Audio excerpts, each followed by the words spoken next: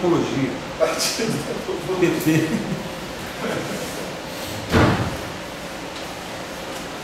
Bom, então onde estávamos quando fomos rudemente interrompidos? Né? Tínhamos falado sobre fluxos, né? Os fluxos apareceram na esteira daquela pergunta, né? Se eu tiver um campo vetorial, será que eu consigo curvas integrais definidas como curvas tais que os vetores tangentes a essas curvas em cada ponto coincidem com esse campo vetorial? Né?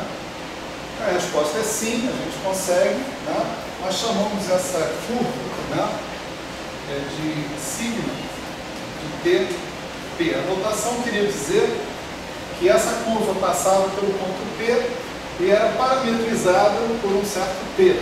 Né? E esse sigma estava em correspondência, né, 1 a 1, né, com um campo vetorial. Tá certo? Aí eu estou indicando campo vetorial em todos os pontos da variedade. Eu não estou correlacionando esse ponto aqui com esse ponto não. Né? Então,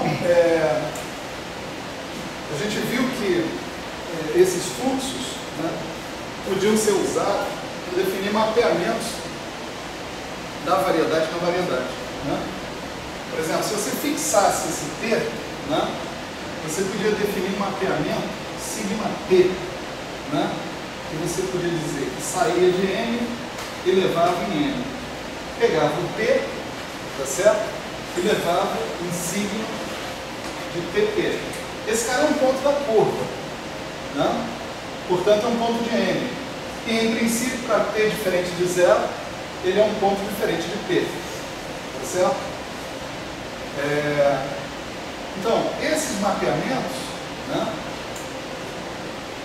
sigma T, a gente foi capaz de mostrar que formavam um grupo, né, grupo a um parâmetro, né, essencialmente, em que esse grupo era gerado, né, pelo campo vetorial em questão. Né? Quer dizer, infinitesimalmente, as coordenadas do ponto Q, tá certo? Associadas com sigma de TP, você podia dizer que era YMi, você fica associado com Q, era XMi mais epsilon XMi. Né? Onde esse XMi que está aqui era o que constituía o seu campo vetorial, né, no ponto P. Então, esses sigma T's, né, eles podiam ser expressos, né, em termos de mapeamento exponencial aplicado, gerado, né, pelo campo vetorial X. Certo? Aí a gente está, na aula passada, né, a gente investigou a possibilidade de a gente usar os fluxos associados com dois campos vetoriais, por exemplo, para fazer comparações de um campo vetorial num ponto, do valor do campo vetorial num ponto com o valor desse mesmo campo vetorial em outro ponto da variedade. Tá certo? Então a gente imaginou a seguinte situação, né? A gente tinha aqui a variedade M, certo? A gente tinha aqui o fluxo sigma, né, de TP. Vamos supor que esse aqui fosse o ponto P, tá certo? E aqui nós tivéssemos um ponto Q, ok? Que tivesse associado, né, a sigma de epsilon P, tá certo? Epsilon sendo um parâmetro infinitesimal. Estou deixando eles bem separados aqui para que a gente não facilite a visualização, não é isso? Aí você pode imaginar o seguinte: você tem o campo vetorial Y, tá certo? Ele colocado aqui no ponto Q, aqui nesse ponto ele assume um outro valor y de P, tá certo? Esse é o problema do campo vetorial y. Ele não precisa ser tangente a essa curva que está aqui, né? Essa curva que está aqui, em princípio, ela é tangente ao campo vetorial x, tá certo? E não ao y. E aí você dizia, se eu tenho essa situação, ou seja, se eu tenho um campo vetorial x, esse campo vetorial x possui curvas integrais. Essas curvas integrais podem ser usadas para comparar ao longo de uma delas, tá certo? Um vetor no ponto y, no ponto q, com um vetor no ponto p. Como é que a gente estabeleceu essa comparação? A gente usou o mapa diferencial para produzir um vetor induzido a partir do y de q no ponto P. Para isso, é claro que eu preciso de um mapeamento cujo ponto de chegada seja o ponto P e o ponto de saída seja o ponto Q. Esse mapeamento é o sigma menos epsilon de Q. Tá certo? O sigma menos epsilon de Q, que é o sigma de menos epsilon de Q, isso é igual ao P. Ele é inverso disso aqui, né? Conforme a gente já tinha visto anteriormente. Então, se existe um mapeamento que sai de Q e chega em P, esse mapeamento pode ser usado para induzir o vetor associado no espaço tangente, né? Então ele pode pegar esse y de Q e induzir um vetor associado com ele aqui, vamos chamar assim, né? Ele vai ser o sigma menos epsilon estrela, né, do yq. Esse vetor é um vetor no espaço tangente a P. Certo? O sigma menos epsilon pega Q e leva em P. Então, o sigma menos epsilon estrela pega o espaço tangente em Q e leva no espaço tangente em P. Certo? Agora, se eu tenho dois vetores aqui, né, no espaço tangente em P, esses dois vetores eu tenho uma regra que me permite somá-los ou subtraí-los ou fazer operações convencionais que a gente costuma fazer com vetores. Tá certo? Então, em particular, eu posso definir isso aqui, que é sigma menos epsilon estrela yq menos yp. Aqui eu estou subtraindo dois vetores que estão no mesmo ponto, P, tá certo? Esse vetor aqui em particular, ele tem alguma coisa a ver com o vetor em Q, tá certo? Ele é o vetor induzido no ponto P a partir do vetor que eu tinha no ponto Q. Então ele herda alguma informação do ponto Q. Ok? Que é a minha intenção, eu quero comparar um cara no ponto Q com um cara no ponto P. Tá certo? Faço essa diferença, eu sei que essa diferença tem que ser, né, de ordem epsilon ou maior, né? Porque quando epsilon é igual a zero, o sigma zero é a identidade e o sigma zero estrela de yq é o yp. Tá certo? Então isso aí vai dar zero. Se eu simplesmente fizer a diferença quando o epsilon vai para zero, isso aí dá zero, né?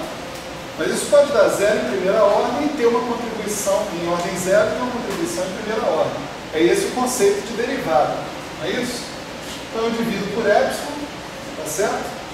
Já esperando que a ordem zero, vou zerar e tento observar qual a contribuição em primeira ordem, né? Então isso aqui nós tomamos o limite quando epsilon tende a zero e definimos esse objeto que está aqui como uma derivada de do campo vetorial y em relação ao campo vetorial x. Certo?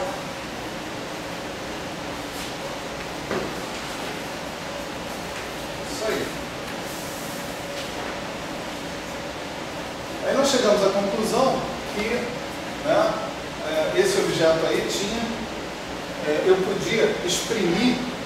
Isso daí era um campo vetorial, tá certo? Isso foi uma coisa que a gente argumentou na aula passada. Isso aqui é um campo vetorial, esse aqui é um campo vetorial, e a indução desse campo vetorial por um diffeomorfismo também continua me levando a um campo vetorial, né? A diferença de campos vetoriais é um campo vetorial, dividir por epsilon continua me dando um campo vetorial. Então a esperança que eu tenho é que isso aí seja um campo vetorial, né? Então isso é de fato um campo vetorial. A gente calculou os componentes desse campo vetorial na aula passada, né? E nós chegamos a essa conclusão aqui, ó, né?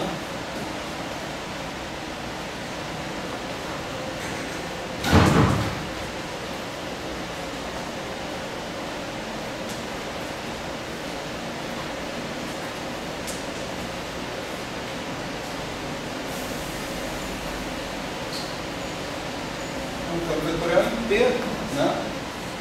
E as componentes dele são dadas em termos das componentes do campo vetorial X e das componentes do campo vetorial Y.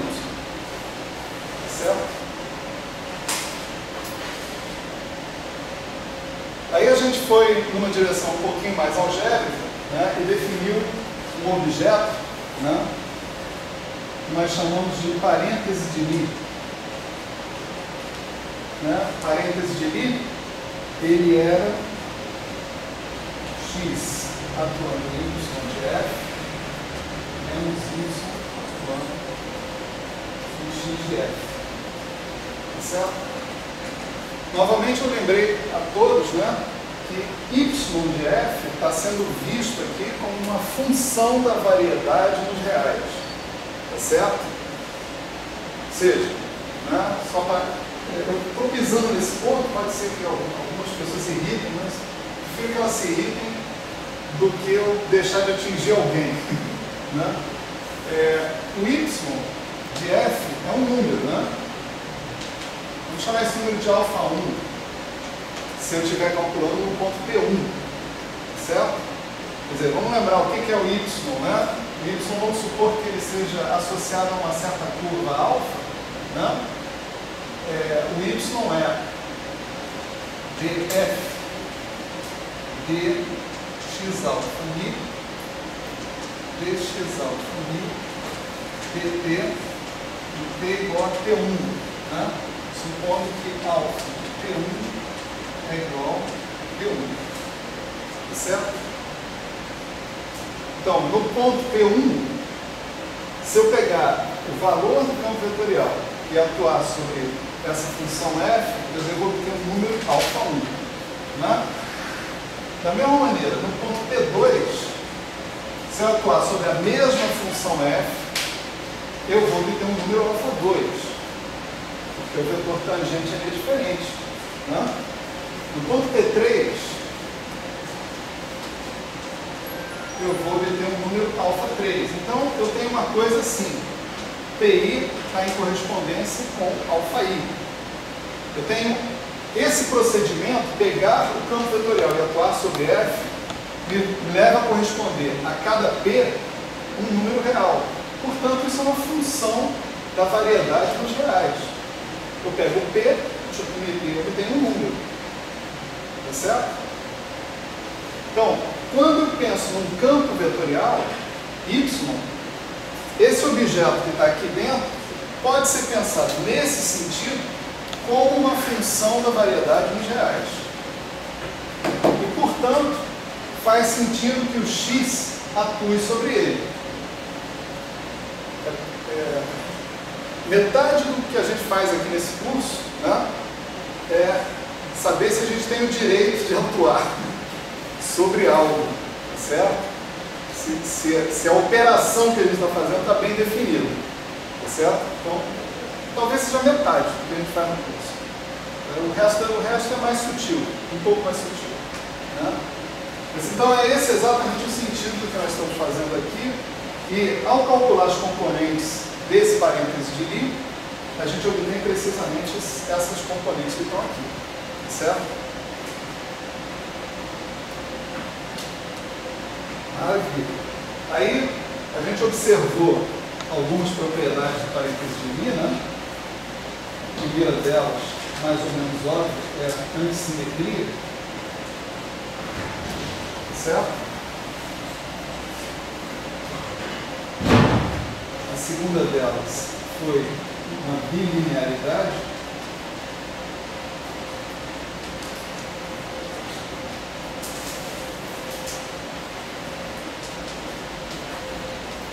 certo?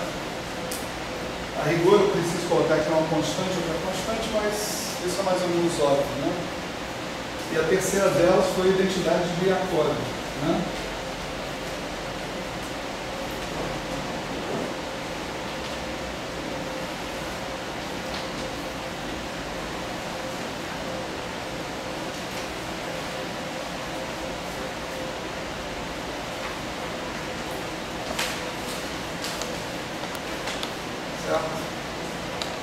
Essas são exatamente as propriedades que caracterizam um computador, tá certo?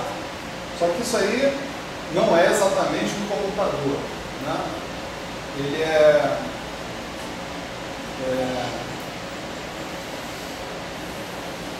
até que nessa forma que ele está, mas você poderia olhar para essa forma aqui, e essa forma não mostra explicitamente essas propriedades que estão aparecendo aí, né?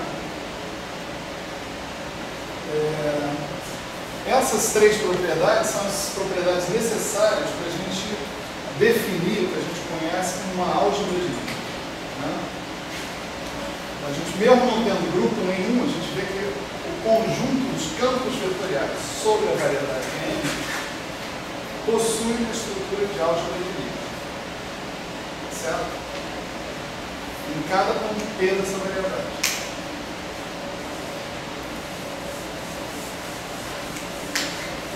Aí a gente começou a trabalhar algumas propriedades do parênteses de Lie, né? E a gente mostrou uma delas, aliás, duas delas, né? A primeira era essa daqui.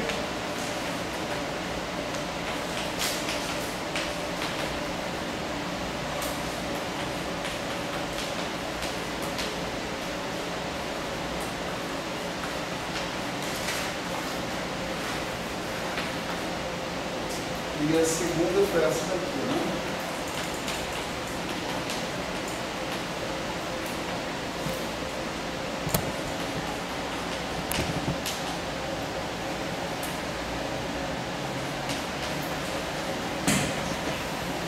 Tanto aqui quanto aqui, isso daqui é uma certa função, né, da variedade no GF. X de F, Y de F. Certo? Vamos considerar agora essa propriedade aqui, quer dizer, vou mostrar isso aqui, que o F estrela de um parênteses de Lie, tem ou não tem o direito de fazer isso? Né? Tem o direito, mas é um mapa induzido, né? É um mapa diferencial atuando num vetor que pertence a M. Vamos supor que o F seja de M em N, né? Então, se eu tenho um vetor, um campo vetorial, dois campos vetoriais de N, né, eu posso induzir cada um desses campos vetoriais lá no outro. Eu posso calcular o parênteses de Lie desses campos vetoriais e verificar onde esse campo vetorial está indo em relação ao F. Tá certo? Então, como parênteses de Lie XY é um campo vetorial. Eu posso aplicar F estrela sobre esse campo vetorial sem problema nenhum, né? E o resultado é bem bonitinho, né? É que isso dá isso aqui, ó, F estrela X, F estrela Y. Então, o mapa diferencial, ele preserva, né, esse parêntese de Lie, certo? É uma estrutura que preserva o parêntese de Lie. Vamos mostrar isso, né? Para isso, vamos partir da definição, né, do parêntese de Lie, né?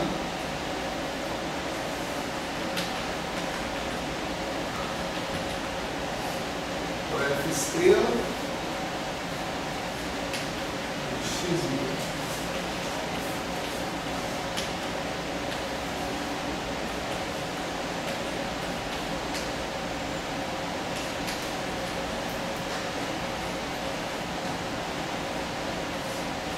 certo? O que é o parênteses de li? O parênteses de li é um campo vetorial. As componentes desse campo vetorial estão aqui, que foi o que a gente viu na aula passada, né? E esse é uma base, né, de vetores no ponto P. Tá certo? Bom, o mapa diferencial, ele é uma operação linear. Tá certo? Então, em cada ponto P, esse mapa diferencial passa por cima dos componentes e vai atuar em quem interessa, que são os vetores. Tá certo? Então, ele passa por cima das rapaziada toda aqui, né?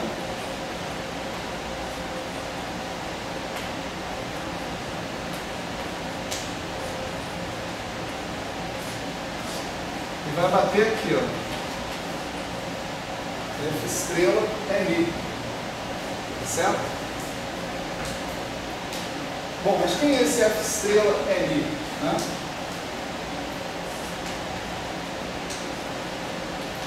Isso aqui é um certo E barra li, né? Se a gente fizer assim, né?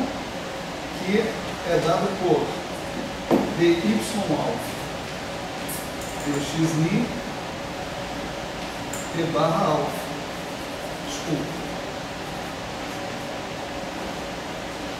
Isso é a aplicação do mapa diferencial, né, sobre um vetor base. A gente viu, né, que os vetores base atuam dessa maneira. O mapa diferencial atua assim sobre eles. Né?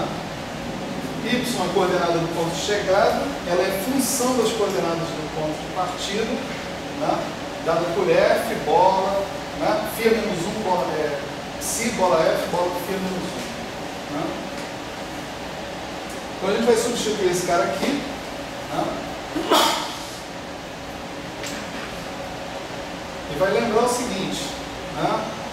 Que já que eu estou trabalhando com a nova base, a base está em N, a F é de M em N, né? Eu vou querer exprimir as minhas derivadas aqui como derivadas em relação a Y. Né? Então olha só.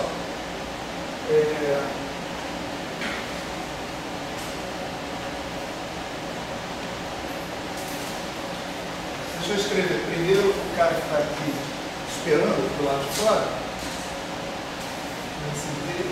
Y alfa dxi E barra alfa, tá certo? E aí depois vamos devagar. Xmi, ok. Dy dxmi, né? Isso vai ser P dxmi.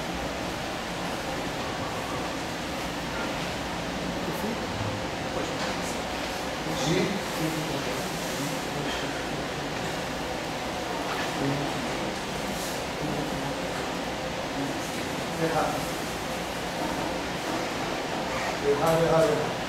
Peraí. Vamos repetir isso aqui. Peraí.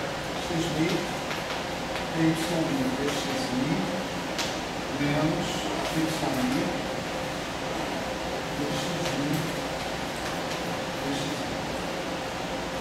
tá? Agora vamos pegar esse cara aqui e botar aqui perto. Certo? Então, eu vou ter o seguinte. Eu vou poder escrever que isso daqui é a mesma coisa que xmi, P dxmi, de dy alfa dxmi, y menos a tensão y d dxmi, dy alfa dxmi, xi. Por que eu posso fazer isso? Você vê que aqui eu tenho dois termos. Eu tenho um termo que é o que eu tinha antes, é o passa por cima desse cara e deriva o y'. Está aqui ele. Passa por cima desse cara e deriva o x'li. Está aqui ele. Tá certo? E tem os termos que são d2y' dxmi dxi. Multiplicado por xmi, multiplicado por y'. Aqui você tem d2y alfa dxmi dxi multiplicado por ymi multiplicado por xmi. Só que aqui você pode trocar o papel de xmi com xni, porque a derivada é simétrica. Tá certo? Então, esse termo que envolve a segunda derivada, daqui cancela com esse daqui. Você pode escrever isso aqui direto. Certo? Isso aqui é uma algebrinha, mais nada. Não? E daqui a gente passa para cá, vamos dizer, somando e subtraindo um termo, essencialmente. O mesmo termo. Legal. Aí, você vê o seguinte. Esse cara aqui, d dxmi, agora a gente escreve da seguinte maneira. Como d a d y beta, dy beta, dxmi. Tá certo? Eu estou supondo que isso que está aqui é a função de y, que por sua vez é a função de x. Dependência em x através de y. Então, d dx é d dy, dy dx. Aí vem o cara aqui de dentro. dy alfa dxi, ymi menos ymi. E aqui eu faço a mesma coisa. d a dy beta, dy beta, dxi, dy alfa dxi, xi, d barra alfa. Certo? Agora eu posso identificar as coisas que estão aparecendo aqui. Né? Esse objeto que está aqui, né, é a componente alfa do campo vetorial induzido em N associado com Y. Né? Esse daqui é o F estrela Y componente alfa. Dá para perceber? Lembra que quando a gente falou do mapa diferencial, a gente aprendeu como calcular as componentes do vetor induzido em termos dos componentes do vetor original. Né? E você tinha esse jacobiano aí para colocar na jogada. Exatamente isso. Né? O que está aparecendo aqui são as componentes, tá certo? Do F estrela X. Esse é o F estrela X beta. Novamente, dy beta dxmi vezes xmi. Daqui a mesma coisa. O que você tem aqui é o F estrela Y componente beta. E aqui o que a gente tem é o F estrela X componente alfa. Certo?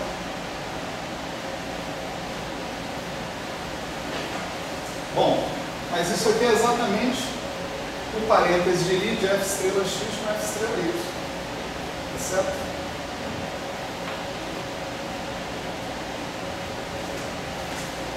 Então, tudo depende da forma como você olha para a derivada de Lie ou para o parêntese de Lie, né? Às vezes tem maneiras onde a demonstração das coisas fica bem mais fácil. Essa daí é uma delas. Quer dizer, aqui, usando explicitamente a forma das componentes do parênteses de Lie, a gente mostra rapidinho essa história que está aí. Né? Então, isso mostra que a operação de tomar um mapa diferencial de um parêntese de Lie, tá certo? É o parêntese de Lie dos mapas diferenciais. Portanto, o parêntese de Lie, o mapa diferencial preserva o parêntese de Lie nesse sentido. Né? Poderia pensar nele como um homomorfismo. Lembra que aqui é o parêntese de Lie em N. Né? Esse aqui é o parêntese de Lie em N. E aqui é a indução desse parêntese de Lie em N. Então a estrutura é preservada nessa história.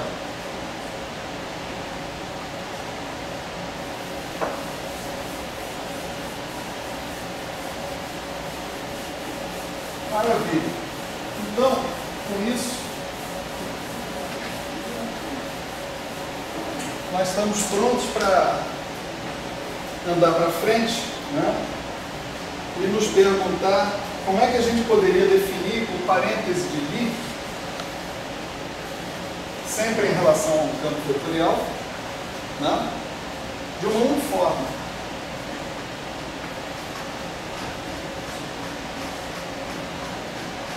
Está ali a definição do parêntese de Lie para um campo vetorial, tá certo?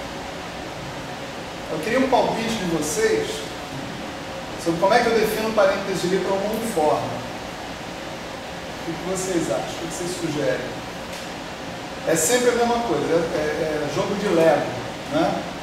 Lego. Com as peças que estão em cima da mesa, como é que eu faço isso? Claro que o que eu quero? Eu quero obter uma uniforme, né? Assim como no caso do campo vetorial, quando eu botei o parêntese de Lie, o que eu queria? Eu queria comparar um campo vetorial, um vetor num ponto com outro vetor no outro ponto, usando para isso o fluxo gerado por um terceiro vetor, né? Um campo vetorial. Agora, vamos dizer, eu quero comparar uma uniforme num ponto com uma uniforme em outro ponto, usando para isso o fluxo gerado por um certo campo vetorial, né? Então, olhando ali para aquela definição, o que você chutaria? Pode chutar à vontade, ninguém precisa ter medo de errar. Se errar, não tem problema, eu digo, errou.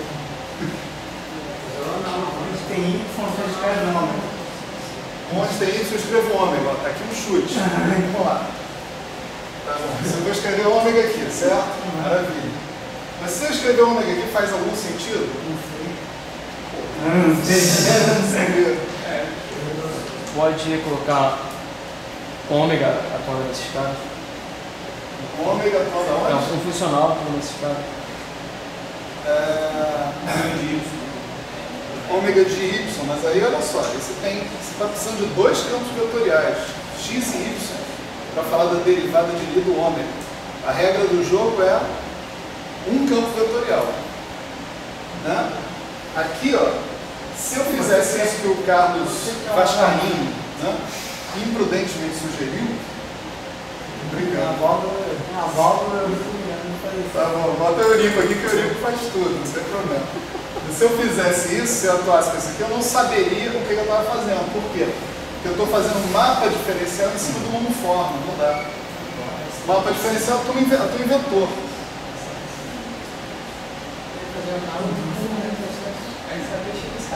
Retrocesso. Alguém falou retrocesso? Você falou retrocesso. Maravilha. É isso mesmo, retrocesso. Retrocesso da onde para onde?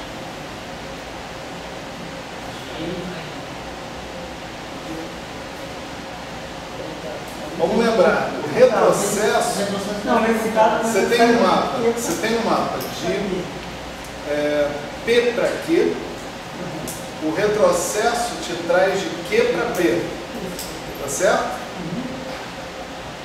Quer dizer, o retrocesso pega uma uniforme em Q e me associa uma uniforme em P. Se o meu mapa for de P para Q, Eu teria que levar a estrela e colocar o átomo positivo. Colocar a estrela para cima e o átomo positivo. isso mesmo, né? Quer dizer, olha só, se eu tiver um sigma epsilon, né? Esse é um mapa de M em M, né? A gente já argumentou sobre isso, né? E ele pega o ponto P e leva para o ponto Q, não é isso? O sigma epsilon asterisco, com estrela em cima, né? Ele vai levar do T, Q de M estrela, no T, P de M estrela, certo? Então, eu vou pegar uma uniforme que está em Q e induzir com esse mapa aqui uma uniforme em P. Aí eu posso pegar, comparar com o valor do campo de uniformes em P. Está claro aí para todo mundo? Estamos usando o que o Lego botou em cima da mesa para a gente, tá certo? Retrocesso cai bem com vetor? Não. Mapa diferencial cai bem com forma? Não. Né? Ah, retrocesso cai bem com forma diferencial. Legal, então vamos usar o retrocesso. Agora, o retrocesso vem no sentido oposto do mapa. Então, o mapa que eu tenho que usar não pode ser o sigma menos epsilon. Se eu usasse o sigma menos epsilon, ele também é de MM, só que ele é de Q para P. E a indução seria do espaço cotangente em Q no espaço cotangente em P. Tá certo? Não é o que eu quero.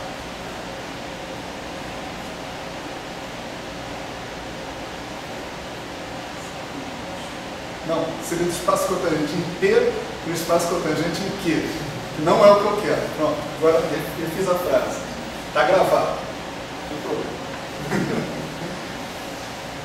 Tá bom aí? Tá claro isso, gente? Então vamos escrever aqui devagarinho. Né? Eu quero comparar unformas no ponto P. Tá certo? Eu tenho um campo de unformas. Então eu tenho unformas definidos em P, em Q, em todo lugar. Né? Então vou botar aqui a minha unforma em P. Tá certo? E eu vou pegar a minha unforma em Q,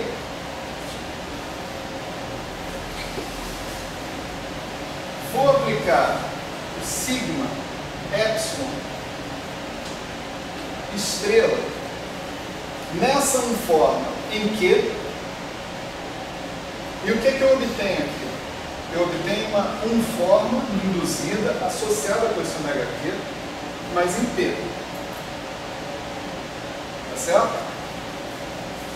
Então, menos isso, dividido por epsilon, limite, quando o epsilon tende a zero. Isso é uma unforma, isso é uma unforma, essa é uma unforma em P, essa é uma unforma em P, eu tenho todo o direito de subtrair uma da outra, multiplicar por 1 sobre epsilon, portanto, o resultado disso tudo é uma unforma em P. Vamos calcular os componentes dela, então, agora para a gente ficar mais sossegado. Né? Vamos lá. Então, para calcular essas componentes, eu vou entender o seguinte. Eu tenho o meu ômega, que, né? Vamos ser um ômega de Q vezes dx, vamos supor, dx barra mi de Q. Não é isso? Então, se eu pegar agora e fizer o sigma epsilon estrela ômega, Q, eu vou passar por cima dos componentes, porque retrocesso é uma operação linear, conforme a gente já argumentou. Né?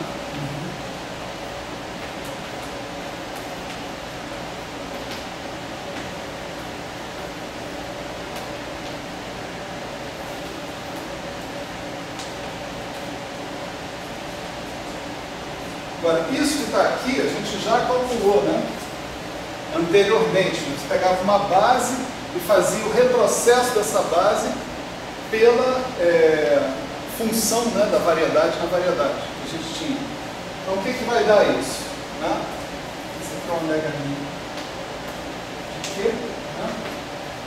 Então, as coordenadas do nosso ponto, como é Q, né, em questão, isso a gente já viu na aula passada, são xmi mais epsilon xmi, não é isso?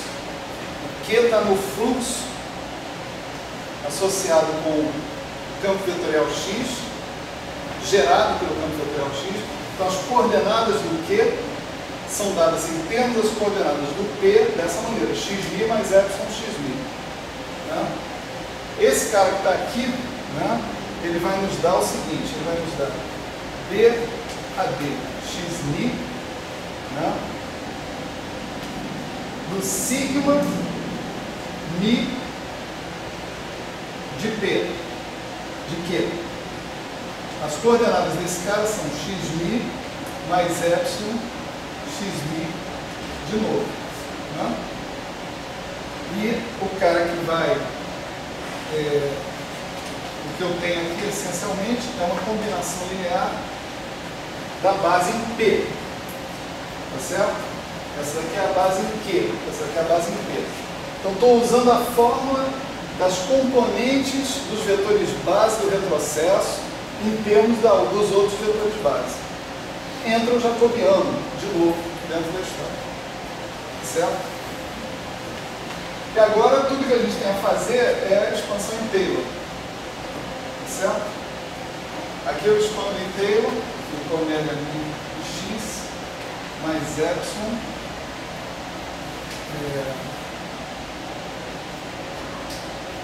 xni d de xni do ômega mi. Tá certo? Expandindo isso daqui em série de Taylor, primeira ordem. Né? Esse cara aqui já está expandido. Né? Ele vai ser delta mi, né? dx mi dx mais epsilon dx mi dx mi. Aqui talvez eu tenha que colocar um índice aqui, né?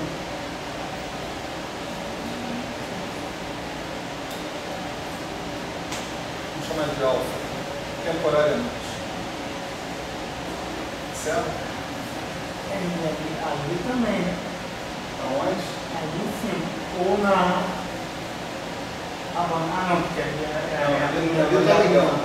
Ali é a aliança. Agora é só multiplicar e manter os termos em primeira ordem. Aqui você vai ter ômega mi delta mi dx mi vai ser ômega mi dx mi. Eu vou escrever como ômega mi dx mi. Certo? Depois eu tenho mais epsilon, isso vezes isso. Aqui eu vou ter o ômega se transformando em ômega mi, e isso aqui eu posso voltar com a notação de mi. Então, um índice mudo, né? Eu vou ter x mi, d ômega mi, dx mi. Eu tenho mais um cara dependente de epsilon, que vai ser esse cara vezes esse, né? Então eu tenho ômega mi dx mi dx mi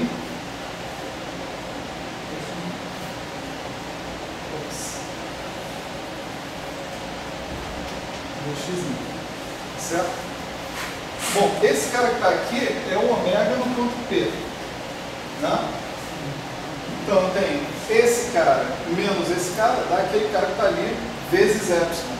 Divido por epsilon, mando epsilon para zero, obtive a minha derivada de Lie. Né?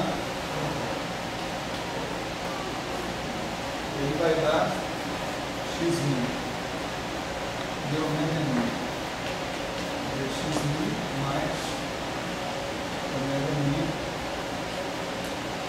dx mi dx mi.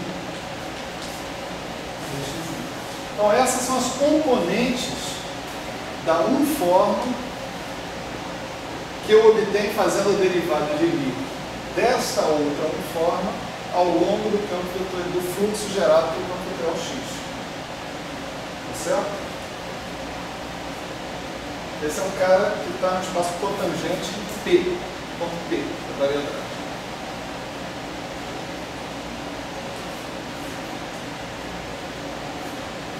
Bom, então, vocês veem, eu já fiz derivada de Lie de vetores, de campos vetoriais, derivada de Lie de uniformes. Cabe assim só a gente notar aqui, passando, que esse cara aqui não é antissimétrico, não tem uma estrutura de álgebra de Lie associada com ele. Né? Certo? Que não tem antissimetria, se eu trocar, né, Lie por Lie, coisa desse tipo. Só para a gente completar o quadro, né, a gente pode definir uma derivada de Lie de uma função da variedade nos reais.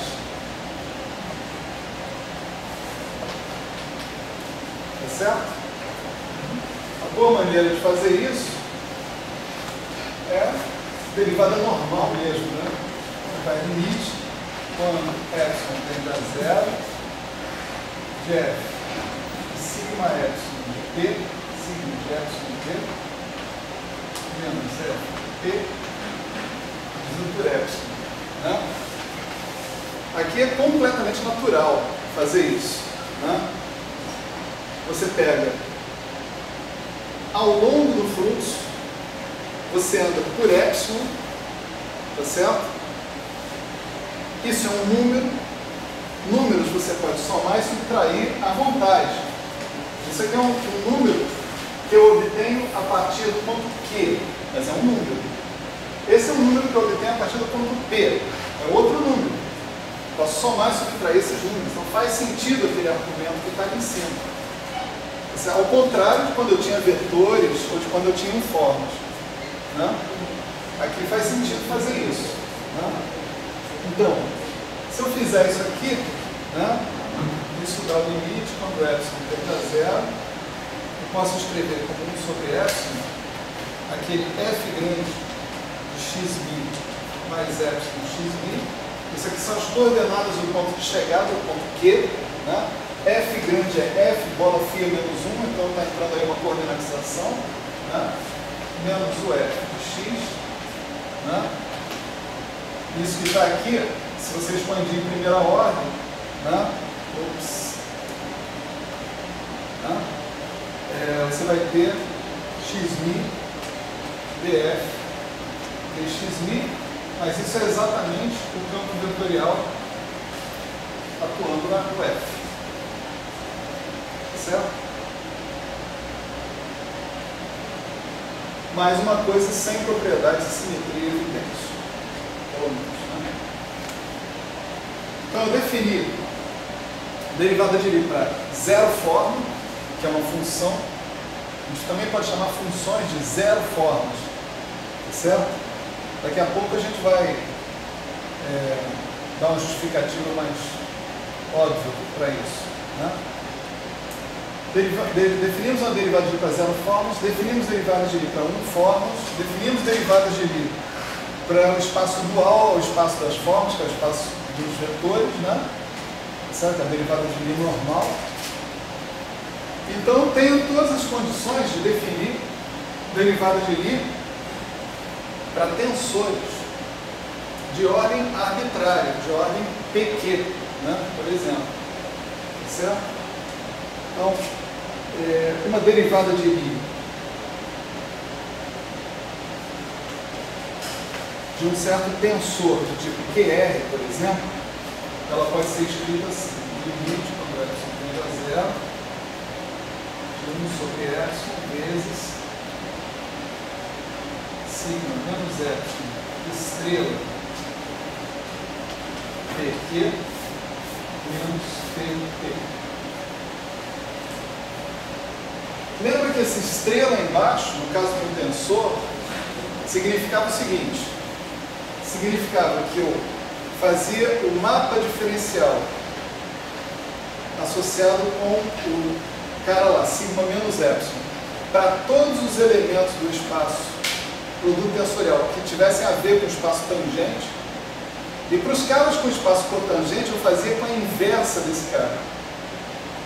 Tá certo? Fazia com sigma epsilon. Né? Então, eu posso escrever as componentes desse cara desse jeito aqui.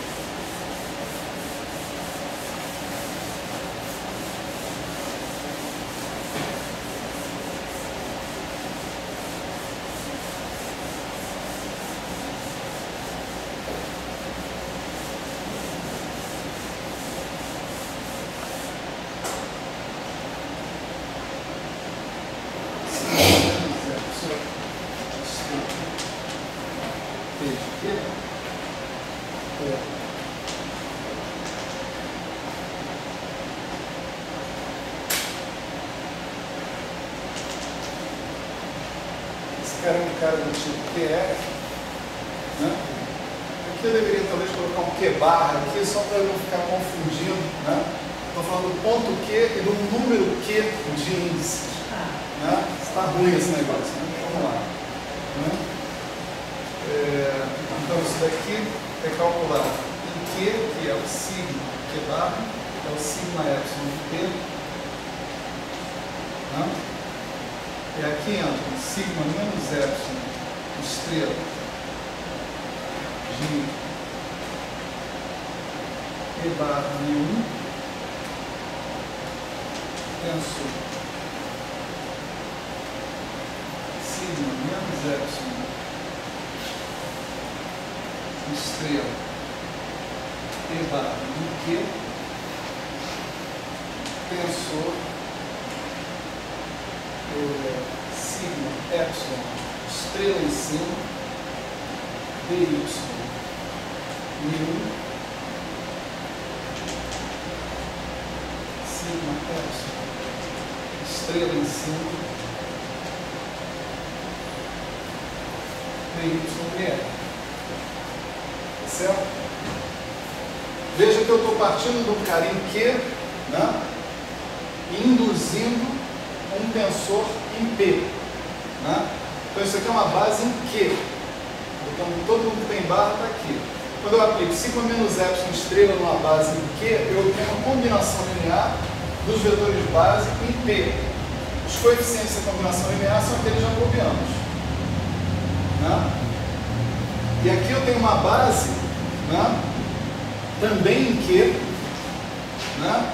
Quando eu atuo com retrocesso em cima desse cara que está aqui, eu vou ter uma base em P.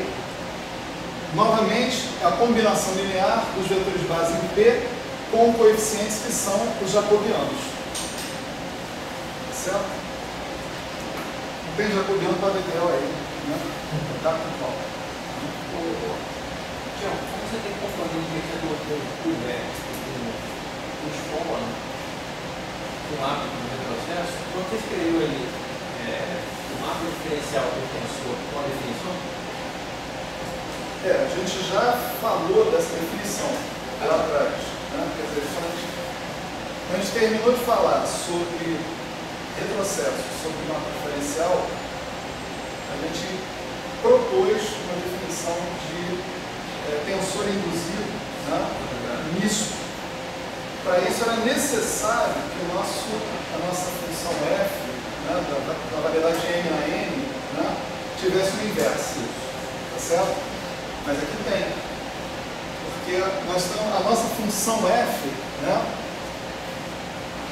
é o sigma de m para n. E ele tem um inverso, que é o sigma menos epsilon. Então eu estou exatamente na condição em que me permite definir um campo tensorial misto induzido. Não, assim, até me lembro disso, eu me lembro da discussão e tá ok. Só que eu estou lembrando por que você usou esse mapa diferencial e não o símbolo de retrocesso, que tem as duas componentes. Não sei se foi uma definição mesmo.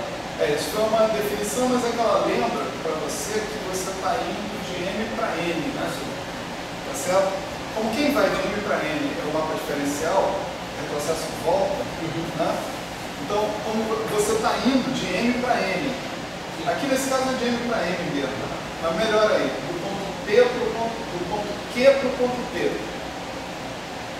Tanto os seus vetores quanto as suas uniformes estão sendo induzidos do ponto Q no ponto P.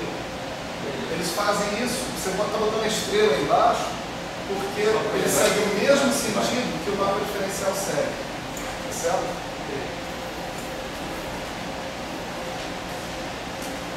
Bom, então, com isso que está aqui, você pode aplicar essa definição e seguir mais ou menos esse espaço que a gente seguiu até agora, para vetores, para uniformes, etc. E não tem grande dificuldade a não ser algébrica, né? A não ser problema de paciência, né? Para você obter a expressão explícita das componentes da derivada de Lie de um campo tensorial misto, tá certo? Induzido, né? Tá certo? Então, está aqui o cara, se você quiser substituir jacobiano vezes base aqui, jacobiano vezes base aqui, jacobiano vezes base aqui, jacobiano vezes base aqui, expande essas componentes, que nem a gente expandiu ali as componentes do ômega, coleta tudo em primeira ordem, né? É um saco, mas né, dá para fazer, não tem nada demais ali. Né? Divide por epsilon, né, o que sobrar é a derivada de Lie, cara. Certo? As componentes da derivada de Lie dentro da base que você tiver necessidade de encontrar. Certo? Bom, então deu, né? A derivada de Lie está legal. Né? Pois, mais essa. Né? Vamos passar para essa parte agora, né? A parte das formas diferenciais. Então, o curso é isso, né? Todo mundo já está acostumado, mudança de assunto de novo. Né? Mudança de assunto, mas não tanto. Né? Você vai ver. Vocês veem que a gente muda de assunto, mas daqui a pouco a gente volta no assunto principal e incorpora o assunto principal lá na frente. Né?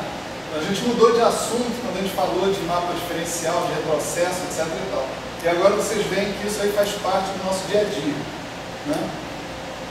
A gente volta para falar de campos vetoriais, de espaço tangente, espaço cotangente, campos tensoriais e assim por diante. Já que a gente está mudando de assunto, deixa eu apagar tudo.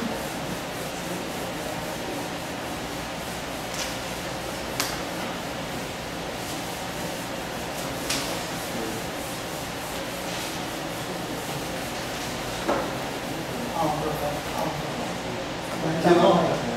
Aqui não? Com calma, com calma. Pausa para meditação. Só porque ele é vascaíno merece. Entendeu? Você pega uma situação na hidrogênio, por exemplo, o fluxo de um líquido em torno de um objeto esférico, por exemplo. Só para tentar uma visão mais intuitiva dessa coisa, se aplicar nesse caso hidrodinâmico. O campo vetorial seria, por exemplo, o vetor tangente de cada partícula seguindo a superfície, por exemplo. E lá você tem um campo de velocidades, né? Isso. Um fluido, você tem um campo de velocidade. Você poderia colocar essa pergunta lá, né? Tem curvas no fluido, tais que esses campos de velocidade no campo de vetores tangentes são as linhas de fluxo. E aí, nesse caso, a uniforme seria a densidade de cada ponto. Não, aí é outra história. Aí você tem que ter engenho. Aí eu nem arrisco nada, porque eu não entendo nada de hidrodinâmica. Está gravando isso. Tudo bem, eu assumo.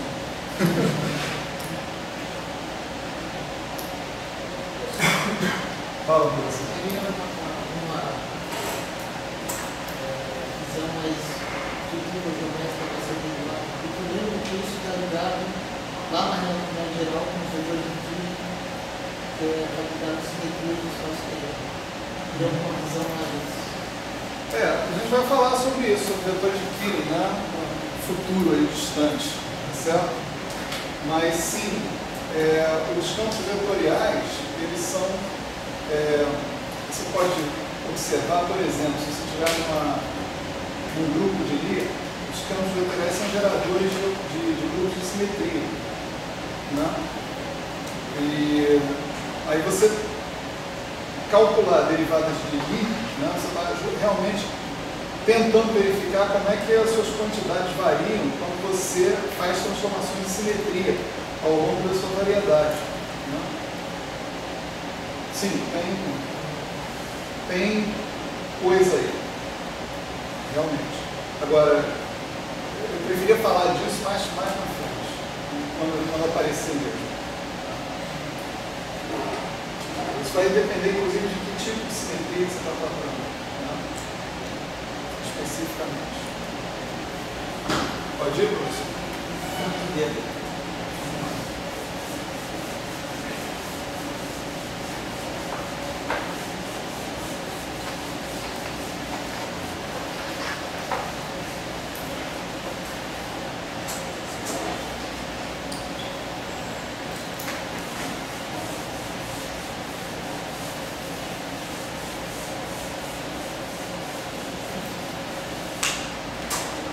Legal, então vamos para essa parte aqui das formas diferenciais.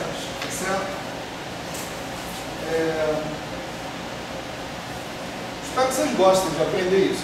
Quem não sabe ainda, quem já sabe, né, está convidado pelo menos a ver isso aqui sob esse ponto de vista. Né? Imagina o seguinte, imagina que nós temos tensores, vamos começar aqui, né, do tipo 0R, certo? Então são habitantes de espaços produto tensorial de R espaços cotangentes, certo? São caras então assim, né, desse tipo, né? Vamos chamar de ômega, igual a ômega μ1, μr, dx μ1,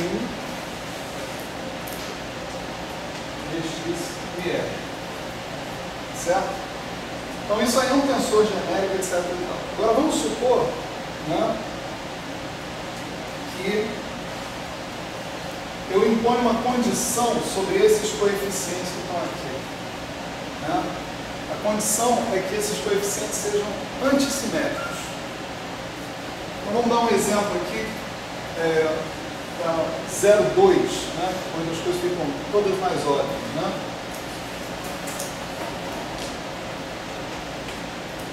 Mas vamos supor que a gente está considerando ômega, que é um ômega μ, dxi, certo? Com esse ômega μ igual a menos ômega μ, certo? Os caras são antissimétricos. Lembra que a gente já estabeleceu condições sobre os coeficientes anteriormente? Essas condições podiam ser estabelecidas de maneira independente do sistema de coordenadas. Esse vai ser o caso aqui, mas o caminho para a gente mostrar isso vai ser um pouquinho diferente. Tá certo? Por enquanto, vamos supor simplesmente que para uma certa coordenatização, né, você tem essa propriedade aí dos seus coeficientes. Né? Então, você tem mais uma maneira que é equivalente a essa maneira que está aqui de escrever a mesma quantidade. Né? A outra maneira de escrever essa mesma quantidade é assim: ômega igual a menos ômega μ dxi dxi, certo? Como é que eu mostro que essa quantidade é igual a outra? Né? Eu imagino o seguinte, que esses índices são índices mudos. Né? Então, eu posso escrever isso aqui como menos ômega μ dxi, não é isso? O que interessa é que o primeiro daqui contrai com o segundo daqui contrai com o primeiro. É o que está acontecendo. O primeiro daqui contrai com o segundo daqui contrai com o primeiro. Se eu chamo de mi, o problema é meu. Né? Aqui eu uso a minha condição de antissimetria. Então, eu vejo aqui que eu estou apenas reescrevendo o mesmo cara de outra maneira. Né? Mas eu posso explorar essa coisa de escrever de duas maneiras diferentes para montar uma forma de visualizar esse elemento, né, onde tanto os coeficientes quanto a base sejam antissimétricos pela troca de μ e μ. Então, a maneira mais simples é a gente somar essa expressão com essa expressão e dividir por 2. Tá certo? Eu vou somar e dividir por 2. Vou ficar com ômega μ dxi menos dxi. Certo? Essa quantidade que está aí, tá certo? É antissimétrica pela troca de μ por μ. Eu vou botar ela sob essa notação que está aqui. É a definição disso. Ok?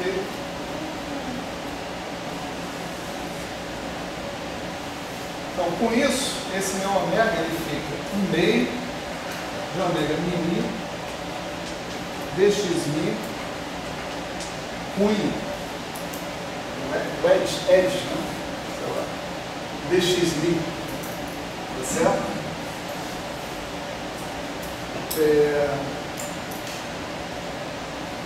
A ideia é que a gente generalize esse procedimento, tá certo?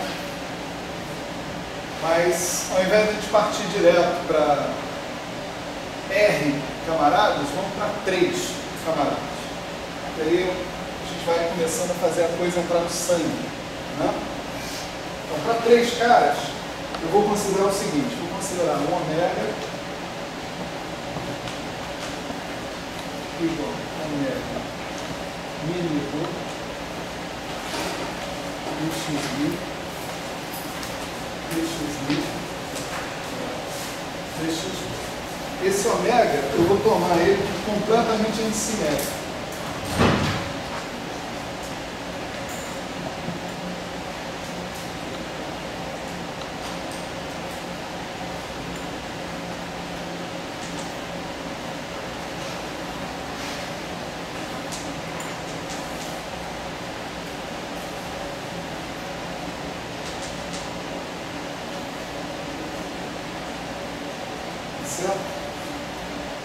Aqui, o truque aqui para lembrar dessas propriedades de simetria é simples, é a gente pegar e fazer permutações cíclicas, nesse caso, daqueles índices.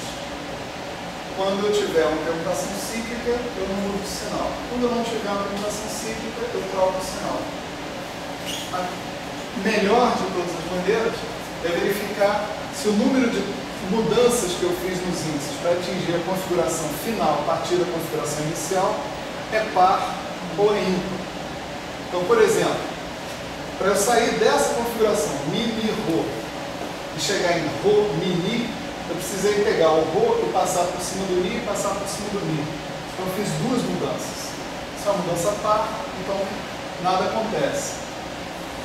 Para eu passar desse cara que está aqui para esse cara que está aqui, eu peguei o mi na última posição e fiz 2 mudanças também, passei para frente, certo? Esse aqui eu obtenho por uma mudança. Eu pego esse cara que está aqui e troco o mi com o rho. Uma vez, então é ímpar a permutação. E assim por diante, esses outros 2. Eu tenho 6 possibilidades, né, de arranjo desses índices, né? Eu tenho 3 índices, então eu tenho 6 possibilidades, né? Bom, da mesma maneira como a gente fez com 2, né, vamos fazer com 3, vamos encontrar as 6 expressões equivalentes, né, de eu escrever aquele mesmo cara que está ali. Veja, aqui eu tinha uma condição de antissimetria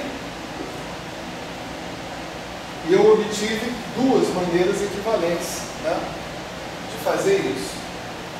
Aqui eu tenho condições sobre esses caras, né, são 6 possibilidades, ali eu tinha 2, aqui eu tinha 6 possibilidades, então eu vou ter 6 maneiras diferentes de escrever aquele mesmo cara que está ali. Por exemplo, essa maneira aqui, ômega mi-mi-rho, eu sempre mantenho isso, olha. Eu sempre mantenho ômega com os índices originais, mi-mi, né? No caso mi-mi-rho, e o que eu vou trocar vão ser esses índices que estão aqui, dx-mi, dx-rho, dx-mi, dx-mi.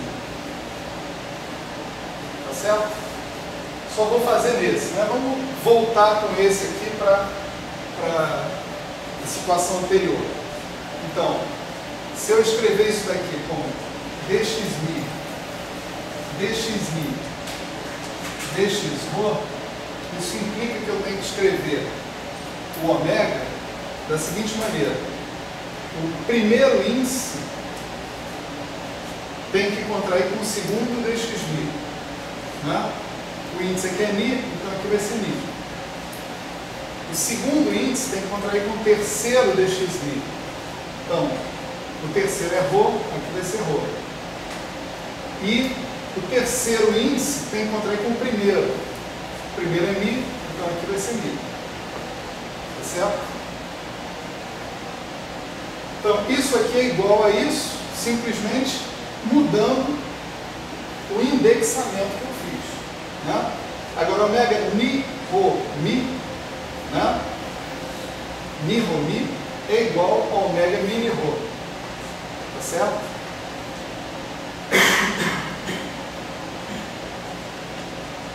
Por hipótese. Então, essa forma de escrever é equivalente a essa. Só saiu de um e chegou na outra. Né? Então, vamos escrever as outras. Vai ter ômega mini Rho, de novo, só que agora vai ser dxmi, dxmi, dx Rho, dxmi. Correspondente a essa situação aqui. Ó. Mi, Rho, Mi, Mi, Rho, Mi. Né? Depois eu tenho mais essa. Ômega mini Rho menos dxmi, dx Rho, dxmi.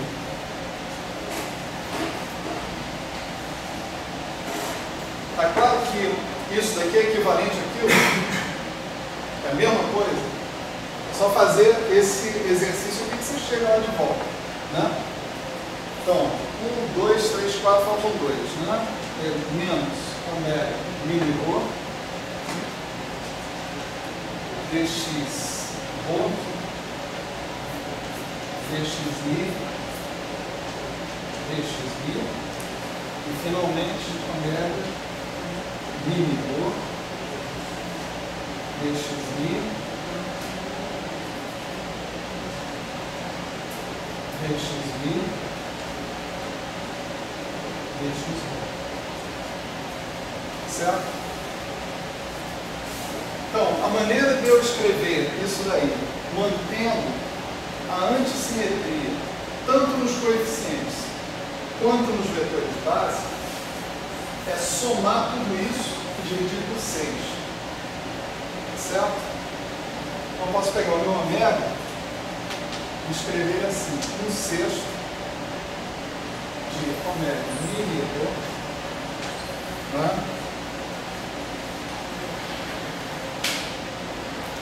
E aqui eu vou dxmi, dxmi, dx Rho, mais. Não vou escrever não, né? Chega. Vocês podem imaginar, né? Continuar aquela história que está ali. O resultado disso que está aqui, né? É nitidamente 1/3 fatorial, porque esse número 6 que está aparecendo aqui corresponde ao número de permutações desses 3 índices que eu posso fazer. Se eu tivesse 4 índices, eu teria 4 fatorial. Não vou fazer os 4 índices, vai ficar do 6 reais. Tá? Se tivesse 5, teria 5 fatorial, 5 por diante. Né? Então, eu tenho o ômega mini Rho e essa quantidade toda que eu escrevi aqui é uma quantidade que é antissimétrica pela troca de 2 índices quaisquer deles. Antissimétrica por permutações ímpares, né? Melhor dizer assim, né? Dos índices que estão ali. E simétrica por permutações pares daqueles índices. Eu vou chamar essa quantidade de dxmi cunha dxmi cunha dxo. Certo? Agora, isso que está aqui também é antissimétrico, é explicitamente antissimétrico em relação à troca de mi e rho. Totalmente antissimétrico, como nós falamos. Então ele é par por permutações pares e ímpar por permutações ímpares. Tá certo? Que nem esse cara aqui, ó. Vou dar um exemplo, né? 0,2. Esse cara aqui, se eu trocar mi por mi, ele troca de sinal. Certo?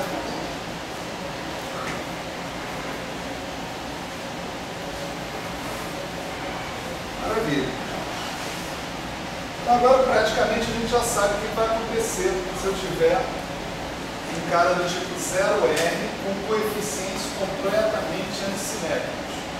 Tá certo? No caso do 0R, o que vai aparecer?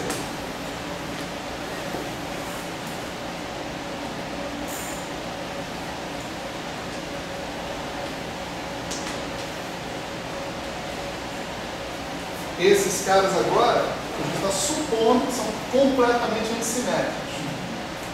Certo? Certo? Pela troca, pela permutação ímpar de